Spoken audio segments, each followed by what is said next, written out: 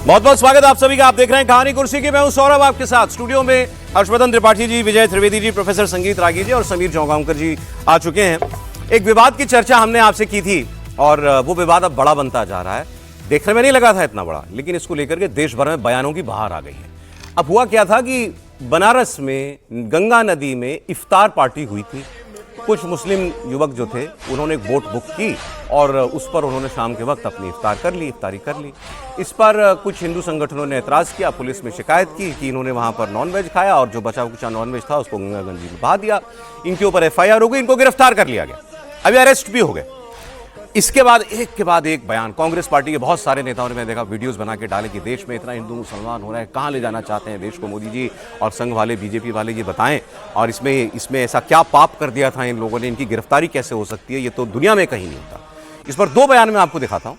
Samajwadi party के नेता अखिलेश यादव, उन्होंने पूछा कि गंगा पर रोजा इफ्तार क्यों नहीं किया जा सकता। फिर उन्होंने कहा कि डीएम, एसपी, एसओ इनको इफ्तारी देनी चाहिए थी। उन्होंने कहा कि इनकी हथेली गरम अगर ये कर देते लड़के तो इनकी पर कार्रवाई नहीं होती। हथेली गरम पुलिस नरम, ये अखिलेश यादव ने बोला। और इन्होंने ऐसा नहीं किया होगा, मतलब पुलिस को पैसा नहीं खिलाया होगा, इसलिए पुलिस वालों ने पकड़ लिया। फिर उन्होंने ये भी कहा कि पुलिस वाले जो हैं, प्रशासन के लोग, ये ऐसे काम सरकार को खुश करने के लिए करते हैं। उनको लगता है कि हमारे पॉलिटिकल मास्टर्स इससे खुश होंगे, इसलिए वो कभी कभी और आगे बढ़ के कोई एक्शन ले लेते हैं जिसकी कानूनन कोई जरूरत नहीं होती है। ये हैं वो लड़के जिनको गिरफ्तार किया गया। अब दूसरा जो बयान आया वो है कांग्रेस पार्टी के एक सांसद का। उन्होंने कहा यह दुनिया में कहीं नहीं होता।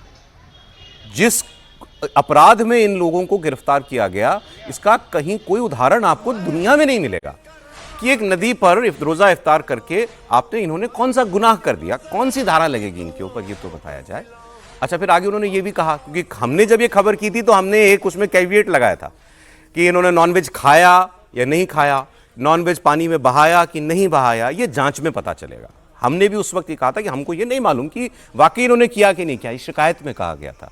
लेकिन कांग्रेस पार्टी के सांसद ये कह रहे हैं कि अगर नॉनवेज खाया और बहाया भी तो भी कुछ गलत नहीं है, तो भी इनके ऊपर एक्शन नहीं लिया जा सकता। तो अखिलेश यादव और कांग्रेस पार्टी के सांसद क्या कह रहे हैं, अब देखिए। उन्हें डीएम, एसपी, एसओ साहब को भी कुछ अच्छा खाना खिलाना चाहिए था। आपको पता नहीं, हथेली गरम पुलिस नरम। उन्होंने हथेली गरम ही नहीं की होगी। अरे हथेली पे ईदी रख देते, अपने आप ठीक चलता मामला। अच्छा, नाव पे क्यों नहीं मना सकते? हम अपने छत पे मनाना चाहते हैं, छत पे मनाएंगे त्योहार। नॉनवेज खा लिया था उसमें, नॉनवेज खा के ये सब देखिए, ये सब बहाने हैं, ये सब बहाने हैं हमारे आपके बीच में दूरियां पैदा करने के लिए। क्रूज जो चल रहा था उस पे भी हमारे आपके बीच में दूरियां पैदा करने के लिए। और जो एक जहाज चला था, याद है, एक जहाज चला था वहाँ 5 स्टार, उसमें महंगी महंगी शराब रखी हुई थी। बताओ आप शराब कैसे रख सकते हो? और फिर जो उसका वेस्ट है, जो आप वेस्ट है उसका, टॉयलेट का वेस्ट कहाँ जा रहा था? गंगा में जा रहा था। तो उस पानी के जहाज के मालिक पे क्या कार्रवाई की उन्होंने, बताइए। ये सब बहाना है, ये जानबूझ करके प्रशासन इस तरह का काम करता है सरकार को खुश करने के लिए। हाँ, अगर किसी से गलती होगी तो वो स्वीकार कर लेगा गलती हो गई, अगली बार नहीं करेगा। इससे दुर्भाग्यपूर्ण क्या बात हो सकती है कि भाई इफ्तार कर रहे हैं लोग, अगर बचा कुचा नदी में डाला है तो इसके लिए एक्शन ले लिया जाए। ये तो बिल्कुल ही अनकॉन्स्टिट्यूशनल मैं कहूँगा। इस तरह की हरकत दुनिया में शायद ही कहीं होती होगी और हमारे यहाँ तो कभी नहीं हुई थी। तो अब ये विवाद जो है बड़ा बनता जा रहा है और इसमें अपोजिशन पार्टीज का भी अब काफ़ी बयानबाजी इसके अंदर आ रही है। हमने जब ये खबर की थी, मैं पहले कह रहा हूँ सर, मैं अपनी ओपिनियन बता देता हूँ, उस दिन भी हमने कहा था अनपॉपुलर ओपिनियन, मुझे नहीं लगता कि इस पर कोई बहुत गिरफ्तारी तक ये बात जानी चाहिए थी। आप बात करते हैं कुछ, मैंने कल एक वीडियो देखा, एक कह रहे थे, एक व्यक्ति जो है वो राइट विंगर हैं, बड़े बहुत कट्टर, उन्होंने कहा इनकी नीयत देखिए क्या थी, इनकी नीयत ये थी कि हम तुम्हारे घाट भी दिखाएंगे और गंगा जी में नॉनवेज भी खाएंगे। अब नीयत तो तब पता चलेगी ना जब आप उससे बात करोगे। पहले ही हम कैसे मान लें कि इसकी ये नीयत थी? और मतलब नदी में वो काम कर रहा है, कोई ऐसा नहीं कि घाट पे कर रहा था। ये मेरी अपनी ओपिनियन है। देखिए, आपकी बिल्कुल, आप हर व्यक्ति को अपना अपना ओपिनियन रखने का अधिकार है, लेकिन हम ये कैसे भूल जाते हैं, ये भी एक तर्क दिया जाता है, मैं फिर वो कैविएट के साथ कर दूं कि गंगा नदी में पनाले जाते हैं, उसमें टॉयलेट के पानी जाते हैं, ये सारी चीज़ें बातें सब अपनी जगह है। लेकिन यह भी एक सच्चाई है ना कि आचमन के लिए, घर के मंदिरों के लिए हम उसी गंगा जल को लेकर के प्रयाग से आते हैं, काशी से आते हैं, हरिद्वार से लेकर के आते हैं, सब जगह से ला करके और घर के पूजा गृह में उसको रखा जाता है और भगवान की पूजा इसी से शुद्धिकरण के मंत्र के साथ, उन्हीं के साथ किया जाता है। अभी वो कह रहे थे कि भाई दुनिया में ऐसा कहीं नहीं होता है, तो उनको ये भी जान लेना चाहिए कि दुनिया में कहीं भी किसी नदी को माता का दर्जा नहीं है और देवी का दर्जा नहीं है। हमारे यहाँ आरती होती है, वहां पर पूरी दुनिया में मुझे कोई बता दे जरा सा कि नदी के लिए कहीं पर आरती की जाती हो। इसलिए नहीं कि गंगा सिर्फ नदी नहीं है, भारत के लिए उसकी सनातन संस्कृति के न जाने कितने कितनी कहानियां उसके साथ जुड़ी हैं। देवताओं की कहानियां जुड़ी हुई हैं, देवियों की कहानियां जुड़ी हैं। महाभारत बिना गंगा से शुरू हो नहीं हो सकता है। रामायण नहीं मानते ना, माता आप मानते हैं। देखिए, और गंगा जी जो है, मैं गंगा जी को एक मान लीजिए, अब आप एक एनालॉजी के तौर पर, ये एक पब्लिक वे है। मेरी नजर में वो एक पब्लिक वे है, सड़क की तरह है। देखिए फिर तो वही बात है ना कि आप हमारी आस्था का सम्मान नहीं कर रहे हैं। आपके लिए वो एक सिर्फ नदी है, ठीक है, आपका एंटाइटल्ड है, लेकिन मेरे लिए वो नदी नहीं है, वो माता है। हम जाकर के पूजा करते हैं। चलिए, अच्छा ठीक है। हम जाते हैं तो उसके पानी को, यदि हम काशी चले गए, नहाए नहीं, लेकिन उसके पानी को हम पहले अपने मैं तो बिल्कुल इसके 100% इसके पक्ष में हूं। उनको गिरफ्तार किया ही जाना चाहिए और उनकी नीयत के बारे में प्रश्न चिन्ह बिल्कुल किया जाना चाहिए। अच्छा चलिए ठीक है। मैं इसको एक लाइन अखिलेश जी की बात से सहमत हूँ कि ये पॉलिटिकल मास्टर्स को खुश करने की एक्सरसाइज है, इसके अलावा कुछ नहीं है। एक नॉन इशू को इशू बनाना, अब इस पर मैं बोलूँगा तो फिर वही बात होगी, देवी है, गंगा माँ है, ये तो सब लोग जानते हैं, इसमें कोई ऐसी नई बात नहीं है। गंगा माँ तो तब भी है जब वो परनाले वहाँ पर बह रहे हैं, वहाँ पर जितने कारखानों के, कल कारखानों का जो वेस्ट है वहाँ बह रहा है। और आप आचमन की बात करें, मणिकर्णिका घाट तो देखा आपने मणिकर्णिका घाट? और हिंदुओं में तो परंपरा है कि अस्थियों को है ना प्रवाहित किया जाता है अंजलि, तो उसकी भी अस्थियां हड्डियां जाती है। लेकिन मैं इस लॉजिक पे ही नहीं जाना चाहता, क्योंकि ये लॉजिक इलॉजिकल तरीके की बात होगी, किसी चीज को सही करने के लिए गलत साबित करे।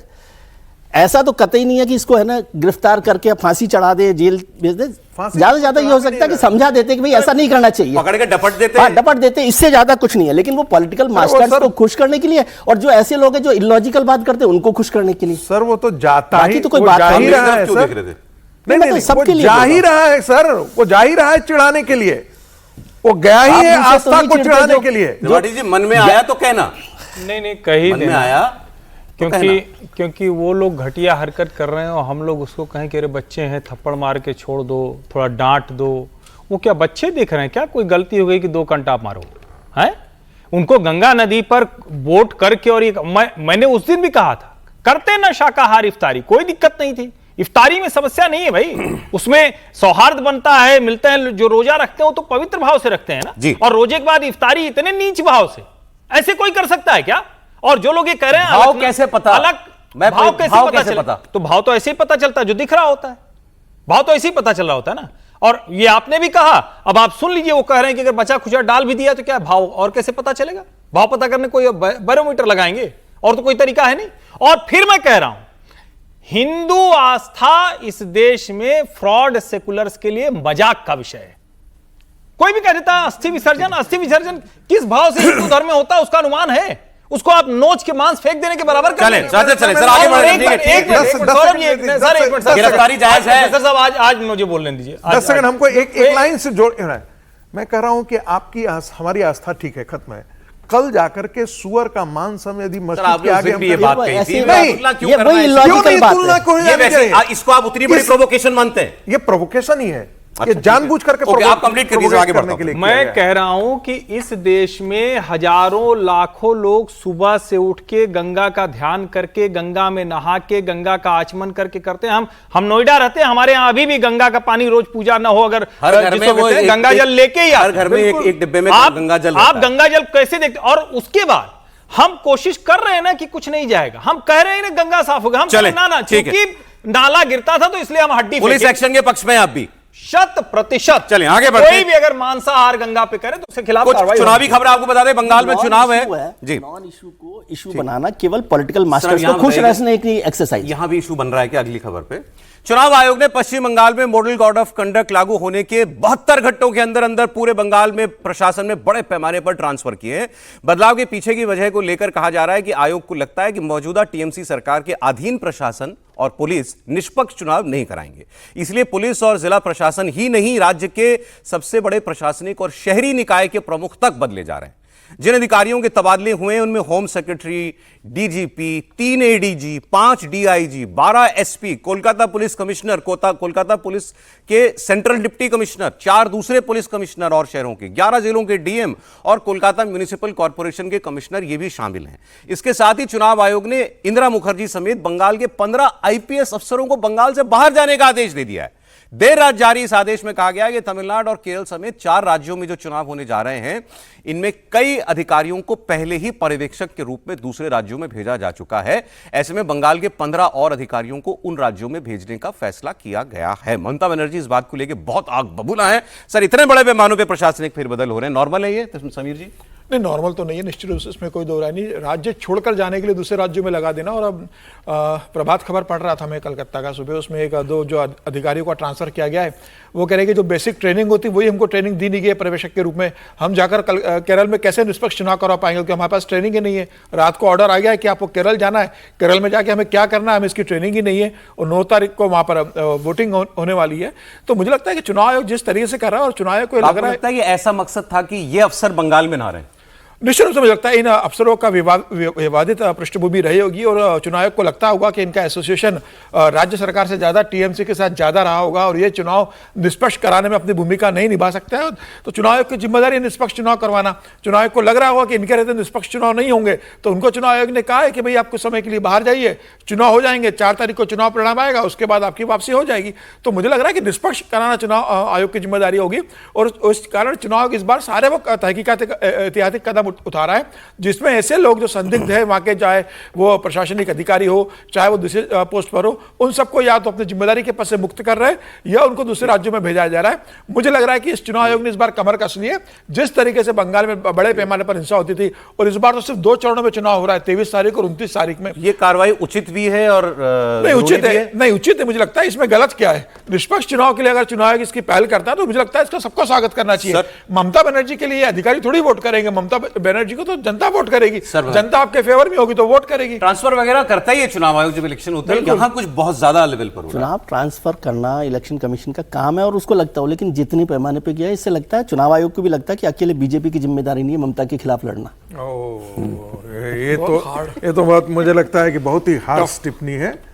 मुझे लगता है कि इसका मतलब है कि ममता बनर्जी के साथ वो सारे लोग खड़े हुआ करते थे, चुनाव में धांधली करने में शामिल थे, पुलिस अधिकारी उसमें धांधली में शामिल होते थे, डीएम एसपी से लेकर के सारा जो है पुलिस प्रशासन जो है, सारा प्रशासन धांधली में सम्मिलित होता था। और यदि नहीं हुआ होता तो आज बंगाल की दुर्दशा नहीं होती जो आज। एक बार की बात सुनो, आपने कहा कि जो भी आपने कहा, मतलब आप कह रहे हैं कि चुनाव आयोग फेयर इलेक्शन कराने के नाम पर जो कर रहा है, इससे इलेक्शन अनफेयर होगा। ये फेयर नहीं है, नहीं अनफेयर नहीं होगा, ऐसा नहीं कह रहा मैं कि अनफेयर होगा। मैं कह रहा हूं कि सब चीजों की एक लिमिट होती है। अधिकारियों का तबादला करना, क्या 5 राज्यों के चुनाव हो रहे हैं? 5 राज्यों के चुनावों में सारे ऑफिसर्स के तबादले ऐसे ही किए गए, सारे राज्यों में ऐसे ही हुए। बंगाल में ऐसी परिस्थितियां हो तो बंगाल के ही अंदर इस प्रकार की हत्या की संस्कृति है। क्या आपने केरला और बंगाल 2 ही ऐसी जगह थी जहां हत्या की इस प्रकार की संस्कृति थी? म्युनिसिपल कमिश्नर का लॉ एंड ऑर्डर से कोई लेना देना है? आपने तबादला किया, आईपीएस ऑफिसर्स का, एसपी ऑफिसर्स का ज्यादा तबादला इसलिए ही होता है कि भाई वो लॉ एंड ऑर्डर देख रहे होते हैं। हालांकि उसका पर्पज ये होता है क्योंकि वही इलेक्शन देखते हैं। राजनीति मैंने 30 साल 40 साल चुनाव देखे कि कैसे होते हैं, लेकिन अब उस पर सवाल खड़े करने के बाद ये तो इलेक्शन कमीशन को खुद को देखना चाहिए कि वो भी लगे फेयर तरीके से काम कर रहा है। ठीक है, चुनाव के अनयूजुअल है, अनयूजुअल तो है, गैर जरूरी भी है। अनयूजुअल है, गैर जरूरी तो वो देखेंगे, या कोई सुप्रीम कोर्ट में जाएगा तो वो जवाब देगा कि क्या है। एक तथ्य बस जोड़ दूं। भारत के इतिहास में कोई ऐसा मुख्यमंत्री नहीं है जो पुलिस कमिश्नर के लिए धरने पर बैठ जाए, जो पुलिस कमिश्नर के लिए धरने पर बैठ जाए। वो ममता जी थी, और वहां ये आरोप ही लगता है कि पुलिस, डीएम जो लोग हैं वो जुड़े हुए। और इसमें कौन सी बात है भाई, दूसरा अधिकारी आएगा वो कराएगा, अगर जीतेंगे तो जीत जाएंगे। ईडी की छापेमारी के दौरान ममता बनर्जी पहुंच गई थी, आपको मालूम है, आईपैक के निदेशक के घर पर छापेमारी हुई थी चुनाव से अभी कुछ पहले। तो उस घटना को लेकर के ईडी सुप्रीम कोर्ट तक पहुंच गई है और इल्जाम ये लगा था कि सबूत उठाकर ले गई ममता बनर्जी वहां से। सुप्रीम कोर्ट ने ममता बनर्जी के इस कार्रवाई के बीच में जाने को गलत कहा है जो हुआ वो कोई अच्छी स्थिति नहीं थी, ना कोई सामान्य बात थी। सुप्रीम कोर्ट ने यह भी पूछा है कि ऐसे हालात में केंद्रीय एजेंसी के पास क्या कोई उपाय नहीं होना चाहिए। साथ ही सुनवाई टालने की अपील पर सुप्रीम कोर्ट ने दो टूक कहा कि आप अपना हुक्म नहीं चला सकते। टीएमसी ने सुनवाई टालने की बात की थी और अब लेकिन इस बात का जवाब नहीं मिला अभी भी इस सुनवाई में कि मान लीजिए ये परिस्थिति दोबारा उत्पन्न हो जाए, केंद्रीय एजेंसी एक जगह अपना काम कर रही है, वहां पर मान लीजिए चीफ मिनिस्टर दोबारा पहुंच जाता है किसी और राज्य का, वहां ज्यूरिसडिक्शन किसका है? चीफ मिनिस्टर ही नहीं गई थी, chief minister DGP police commissioner को लेकर के भी गई थी। तो वहां उस वक्त जो है वो किसका जुरिस्डिक्शन होगा? अगर क्या उस वक्त ईडी जो है ये कह सकती थी कि साहब मेरी कार्रवाई यहां चलिए, आप चीफ मिनिस्टर होंगे, आप डीजीपी होंगे, आप बाहर रहिए, आप इस प्रमाइस के अंदर नहीं आ सकते? क्या यह अधिकार ईडी को है? सुप्रीम कोर्ट ये तो मान रहा है कि जो किया गलत किया था ममता बनर्जी ने। समीर जी, नहीं, अब इसके लिए कोई कानून नहीं, सुप्रीम कोर्ट तो कानून की बात करता है ना। अगर कोई कानून होगा तो सुप्रीम कोर्ट बताएगा कि इस कानून के अंदर ममता बनर्जी ने ये गलत किया है। सुप्रीम कोर्ट ने तो अभी बताया कि नैतिक रूप से ये गलत है, उन्होंने कहा कि गलत है, इस तरीके से उत्पन्न नहीं होना चाहिए। और भविष्य में क्या होगा, सुप्रीम कोर्ट ने यह भी पूछा है कि आज ममता बनर्जी ने किया है, कल किसी और राज्य का मुख्यमंत्री और किसी राज्य का कोई बड़ा नेता इस तरीके से हरकत करता है तो उसके बारे में क्या किया जाएगा। तो मुझे लगता है कि अब केंद्र सरकार को भी इसको लेकर कोई कानून बनाना चाहिए इस तरीके से कि भाई जैसे केजरीवाल है, कानून नहीं था कि मुख्यमंत्री इस्तीफा जेल जाने पर नहीं देगा तो आप कुछ नहीं कर सकते। सुप्रीम कोर्ट ने कहा भाई हम क्या करें, अगर इस्तीफा नहीं देगा तो हम ले नहीं सकते, ऐसा मामला है कि इसमें कभी सोचा ही नहीं था। संविधान जिन लोगों ने बनाया उन्होंने कल्पना ही नहीं की थी कोई मुख्यमंत्री इतना बेशर्म हो सकता है कि वो जेल जाएगा और इस्तीफा नहीं देगा और जेल में अपना मुख्यमंत्री बनकर बैठा रहेगा। तो जब इतने बेशर्म नेता आ जाएंगे तो मुझे लगता है कि सरकारों को और क्लैरिटी की जरूरत है सुप्रीम कोर्ट से। निश्चित रूप से मुझे लगता है सुप्रीम कोर्ट भी इसमें स्पष्ट रूप से निर्देश देगा और केंद्र सरकार को भी कानून बनाना चाहिए कि भाई अगर सेंट्रल एजेंसी कहीं जाती है और अगर मुख्यमंत्री या कैबिनेट मंत्री इस काम में बाधा डालने के लिए जाते हैं तो एजेंसी को अधिकार होना चाहिए कि वो उन्हें अरेस्ट कर सके। आगे सुप्रीम कोर्ट से जुड़ी खबर, यूजीसी के जो नए नियम आए थे जिस पर बहुत बवाल हुआ देश भर के अंदर, आपको मालूम है, जिसमें शिक्षण संस्थाओं के में जो एक कमेटी बनाने की बात कही गई जो भेदभाव रोकेगी, उसमें एक तरीके से वो गाइडलाइंस ने ये कह दिया कि जो है पिछड़े वर्ग दलितों के साथ उस कमेटी के अंदर बाकी सबका जो है प्रतिनिधित्व होगा, अगड़े वर्ग का, अगड़े जातियों का उसमें प्रतिनिधित्व नहीं कहा उस कमेटी के अंदर। तो इसमें यह माना गया कि भाई आप पहले मान के चल रहे हैं कि यह भेदभाव इसी दिशा में हो सकता है कि अगड़ी जाति का कोई व्यक्ति वो पिछड़ी जाति के व्यक्ति का भेदभाव करेगा। ये होते होते अब सुप्रीम कोर्ट तक मामला गया। इसमें इंपॉर्टेंट ये है कि इस नियम के विवाद के बाद आज भारत सरकार को इसमें अपना रुख जो है वो रखना है। सुप्रीम कोर्ट ने 29 जनवरी को शैक्षणिक परिसरों में इस जाति आधारित भेदभाव को रोकने के लिए यूजीसी के जो नियम थे उस पर रोक लगा दी थी। कोर्ट ने कहा था कि यह ढांचा जो है प्रथम दृष्टया अस्पष्ट है, इसमें बहुत व्यापक परिणाम इसके हो सकते हैं। कोर्ट ने केंद्र सरकार से इस बारे में जवाब मांगा था, उसी पर आज सुनवाई होने जा रही है। और यूजीसी ने 13 जनवरी को हायर इंस्टीट्यूशंस में सामाजिक आधार पर होने वाले भेदभाव को रोकने के लिए इक्विटी कमेटी बनाने के गठन की बात कही थी, जिस पर ये सारा विवाद हुआ था। इंपॉर्टेंट है भारत सरकार इस पर क्या कहेगी त्रिपाठी जी, क्योंकि भारत सरकार के ही नियम थे। नहीं, देखिए, सबसे पहले तो ये कि इक्विटी मत बोलिए, वो पता नहीं कौन सी इक्विटी और इक्वलिटी के लिए था। मैं बार बार ये कह रहा हूं कि सरकार को कोर्स करेक्शन का रास्ता खोजना चाहिए। कैंपस में इस तरह की कोई भी चीज एंटी कॉन्स्टिट्यूशनल है। किसी एक वर्ग को सुरक्षित रखने के लिए सरकार कानून बना सकती है, लेकिन किसी एक वर्ग को टारगेट किया जा रहा हो और इसमें सामान्य वर्ग के छात्र टारगेटेड होते हुए दिख रहे हैं, उनके पास कोई ग्रीवांस फोरम नहीं।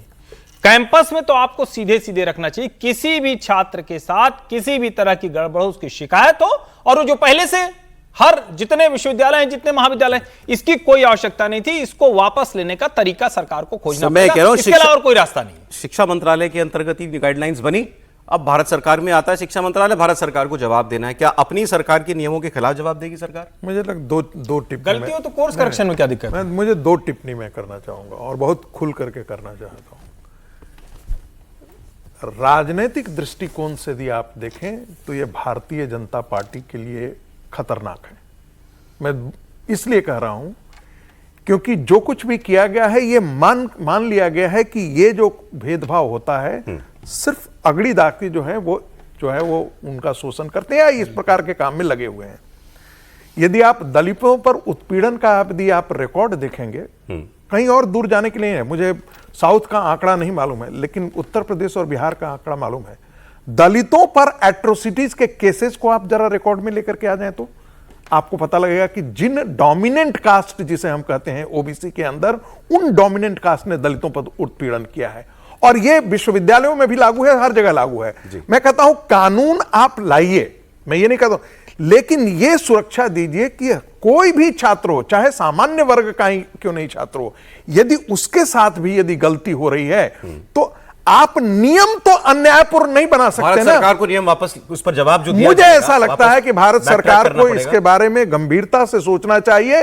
जो लोग यूजीसी में हैं उन्होंने भारत सरकार और नरेंद्र मोदी का राजनीतिक तौर पर बहुत अहित किया। एक खबर और आपको बता दूं, क्योंकि अब ये एक बड़ा काम होगा। नीतीश कुमार फिर से एक तो जेडीयू के राष्ट्रीय अध्यक्ष आज बनने जा रहे हैं। वो इस पद के लिए औपचारिक रूप से शाम 4 बजे नॉमिनेशन करेंगे और बहुत 20 साल मुख्यमंत्री रहने के बाद अब वो राज्यसभा के भी मेंबर होने जा रहे हैं। अब सवाल यह कि वो इस्तीफा कब देंगे। 16 मार्च को जो है वो हो चुका है राज्यसभा का इलेक्शन।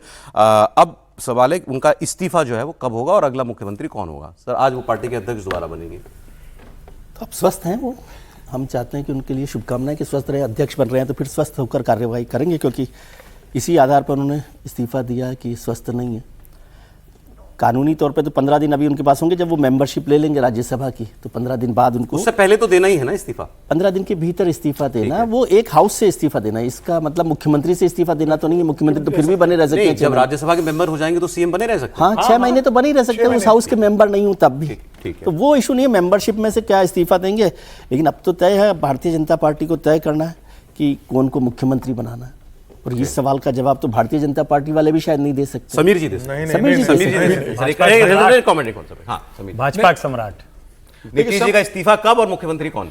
देखिए नीतीश जी का इस्तीफा तो इशू नहीं है ना।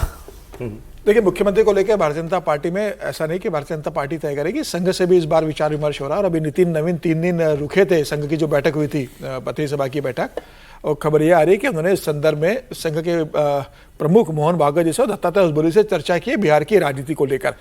अब नितिन नवीन जो भारतीय जनता पार्टी के राष्ट्रीय अध्यक्ष है, क्या वो प्रधानमंत्री नरेंद्र मोदी और अमित शाह जी का संदेश लेकर मोहन भागवत जी के पास गए थे या उन्होंने अपनी कोई वहां पर राय दी है? संघ की क्या राय है वो नितिन नवीन ने आकर वो दिल्ली में प्रधानमंत्री अमित शाह जी को बताई होगी। तो मुझे लग रहा है उस आधार पर 1-2 दिन के अंदर निर्णय होगा, लेकिन निर्णय बहुत चौंकाने वाला होगा। चौंकाने वाला होगा सर, बहुत शॉर्ट में सर, ब्रेक का समय। मैं एक ही चीज अपेक्षा करता हूं, बहुत दिनों के बाद ऐसा अवसर आया है, भारतीय जनता पार्टी का कार्यकर्ता जो निष्ठावान हो, वैचारिक दृष्टि से, संगठन की दृष्टि से, वही मुख्यमंत्री के पद पर आसीन होना।